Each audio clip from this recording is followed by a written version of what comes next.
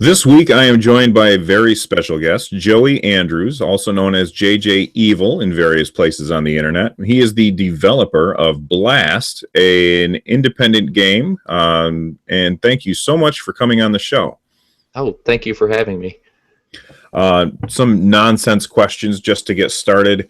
You have to drive for 16 hours. What do you have in your playlist? Probably some 90s rock, old school Metallica. I don't know. Uh, I just, being a kid of the 90s, I love the old 90s stuff. Okay. Your picture is on the cover of the New York Times. What does the caption say? um, can you believe this guy is famous? Question mark. Oh, I like that. Um, there's an alien invasion. What is your go-to weapon of choice? I'd have to grab a katana, and hopefully that would be sufficient against some kind of laser weapon. I don't know. Uh, Maybe I'd rely on my guile, but I just like to sneak up behind some aliens and chop their heads off. Other than working on developing your game, what do you do on your time off? My time off is usually spent playing lots of games. I love indie games. I love old school Nintendo stuff, and I play an unhealthy amount of Minecraft. I think a lot of people play an unhealthy amount of Minecraft. Right before we were recording, I was actually streaming some Minecraft myself. It's one of my favorite games. Yeah, I mean it sucks you in. We've My girlfriend and I actually run a server for the local elementary school. They have a Minecraft club, and they get on there, and it's just cool to see 20 or 30 kids just building all kinds of weird stuff. What grade are the kids that are playing?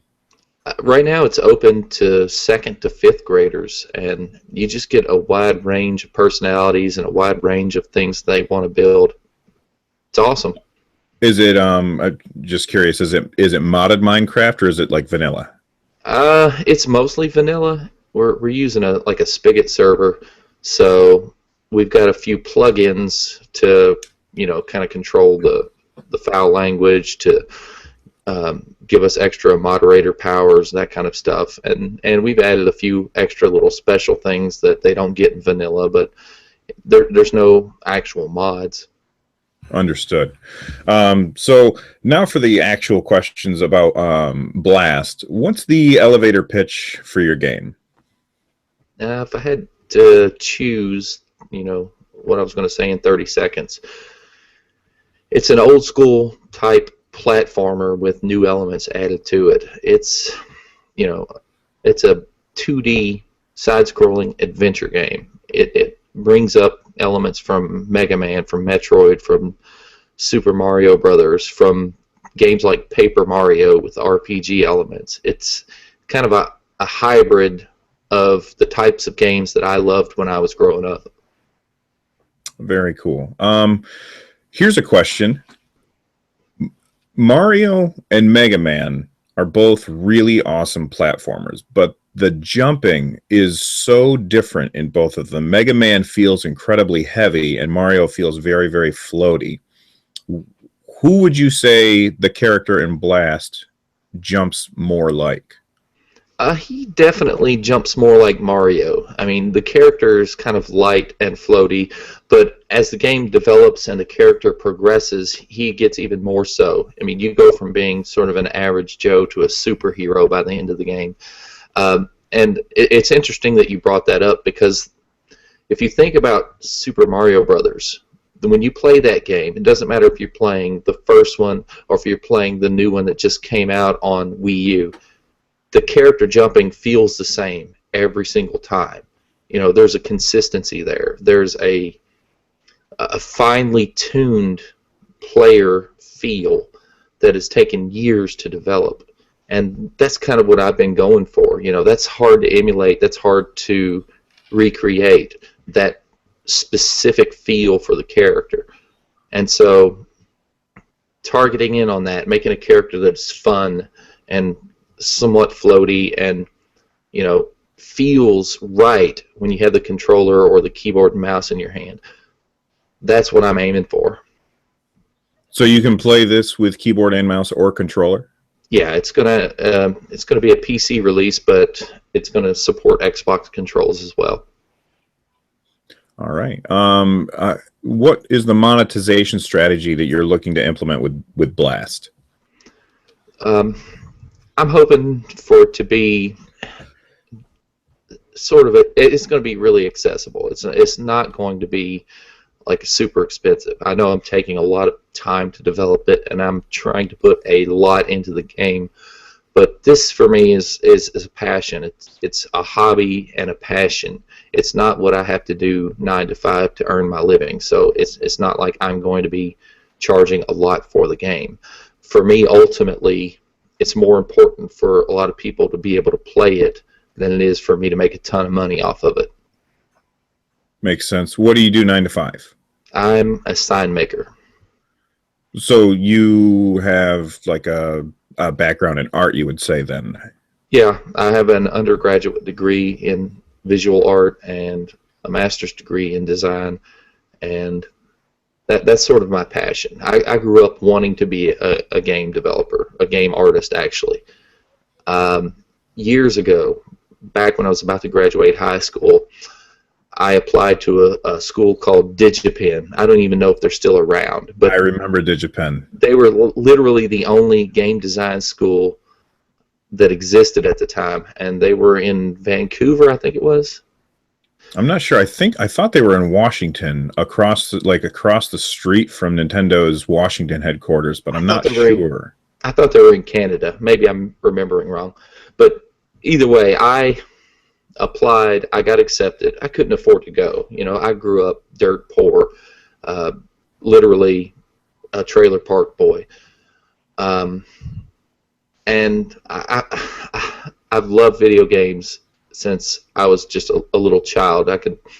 Since I was holding that little square Nintendo controller in my hand, and that's what I've always wanted to do.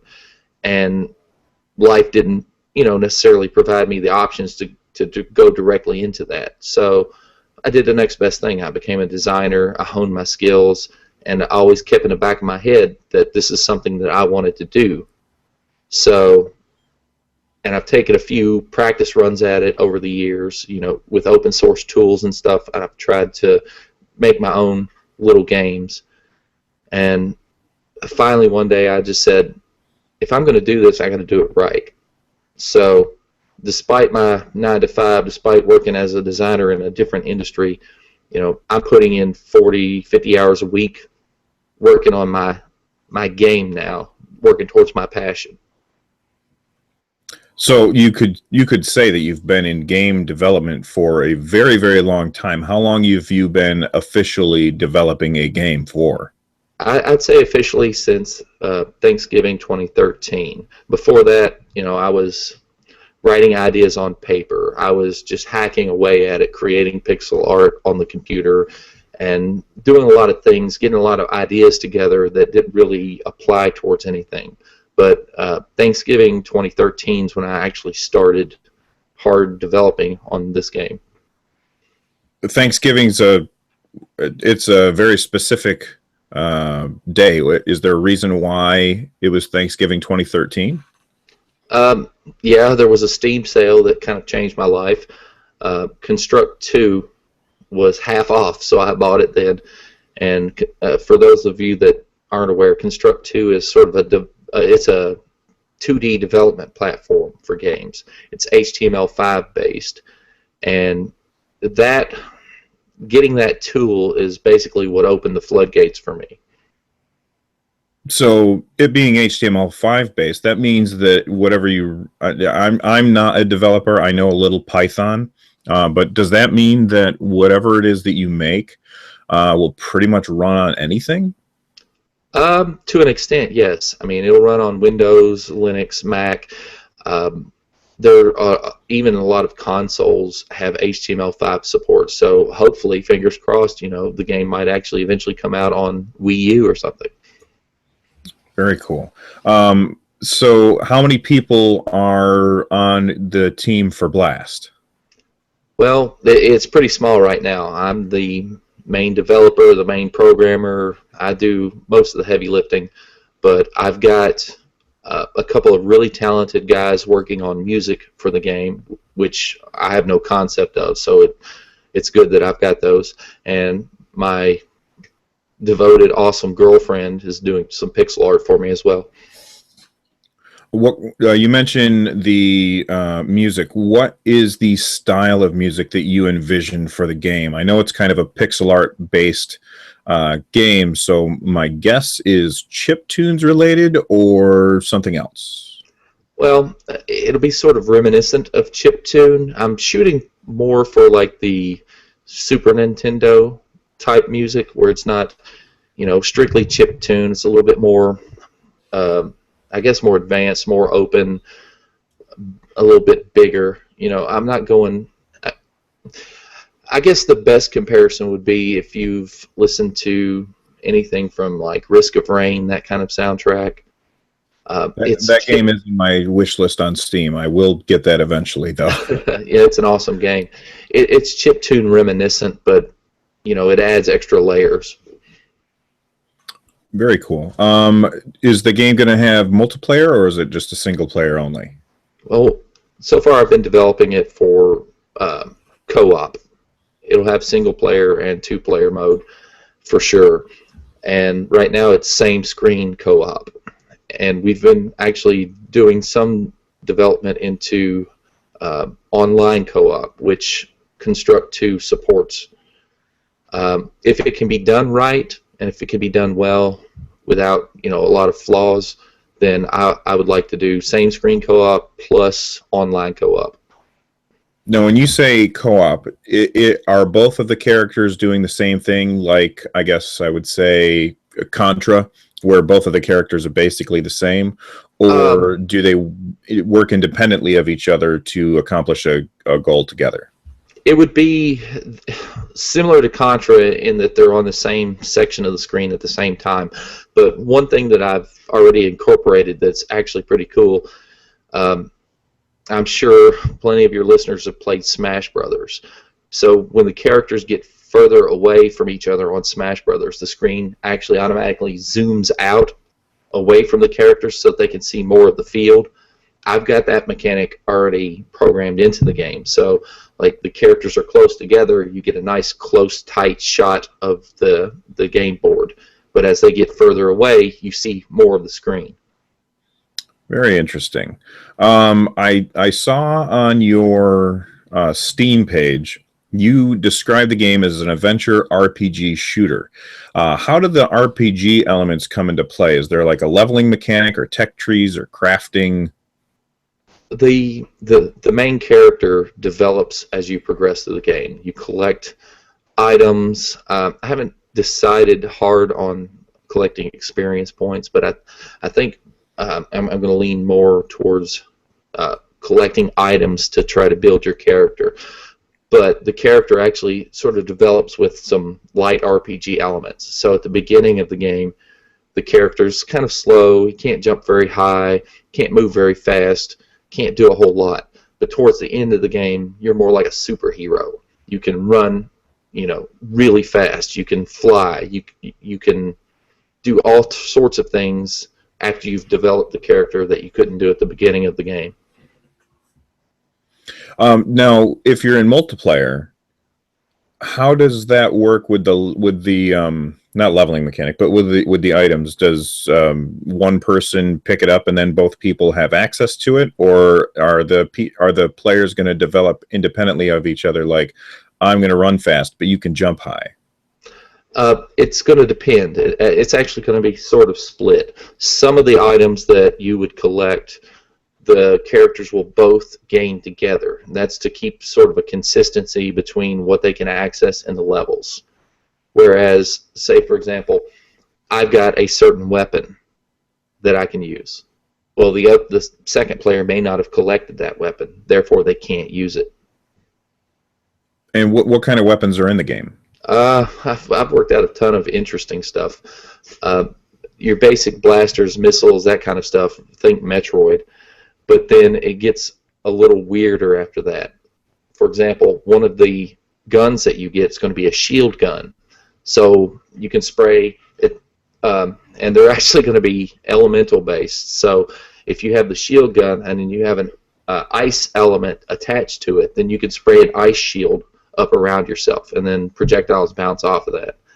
Um, I'm working on sort of a bridge gun mechanic that lets you actually shoot bridges over long chasms that you can, walk across and reach areas that you wouldn't normally be able to get to without it. I've got a lot of weird stuff in my head that may or may not make it into the final game. Well, that sounds very interesting. Are you going to be planning on doing any DLC for B.Last, or is it going to be released and done? That depends. I'm probably going to release it and it's done, and then if I update it, anybody that has purchased the game is going to get the updates. In my head, I'm not planning any specific, let's sell this and then do some DLC and sell some more. If I decide to develop further, it'll probably be on a sequel, and once they purchase the game, they've got the game plus any updates until we make a sequel. Now, we were talking a little bit before we started, and you mentioned that you were looking at taking B.Last and turning it into a engine. Could you talk a little bit about that? Yeah. The game that I started developing back in 2013 it's sort of taken on a life of its own. It has developed into sort of a robust platform that could be turned into many other different types of games. What I've got right now in front of me, I could turn into Super Mario Brothers, or I could turn into Mega Man or Metroid, or just about any 2D side-scrolling type game. And I'm thinking what I want to do with that, rather than continue to create the game under the name B.Last, is turn that into a game engine and then make a game based off of that. I don't think the storyline for the original B.Last was strong enough, so I'm going to turn it into a new game with a new storyline and something that offers a little bit more than what I was offering before. And then honestly, if the game sells well, if it gets out there, people enjoy it, I might end up just releasing the engine open source to anybody that has Construct 2 and let them make their own version of the game or whatever they want to make with it. Very cool.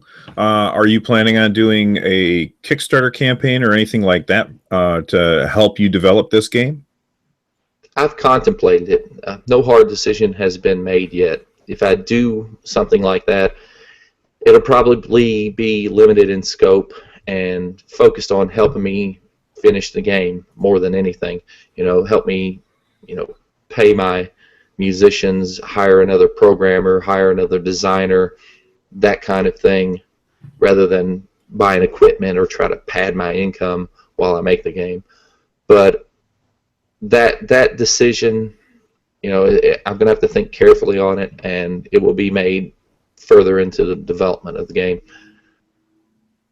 Very cool. All right, and now's your chance to plug your stuff. Where can people find you and your game?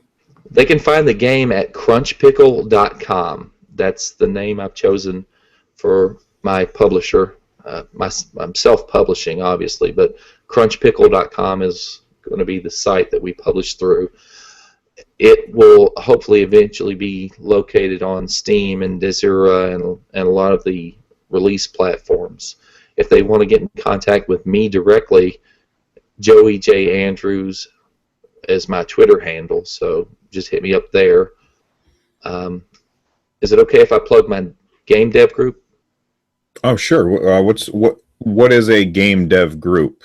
Well, a game dev group, a lot of towns have them. It's just basically a collection of local game devs that get together. They hang out and just do their dev work all together, and it's awesome, dude. You get together. You provide each other like a bouncing board for your ideas while you're working. So So, like a LAN party for programmers? something like that. Yeah, we meet, every 2 weeks. Uh, the local one here that I'm a part of is Game Dev Lou, and that's named from Louisville, Kentucky, which is where I'm located.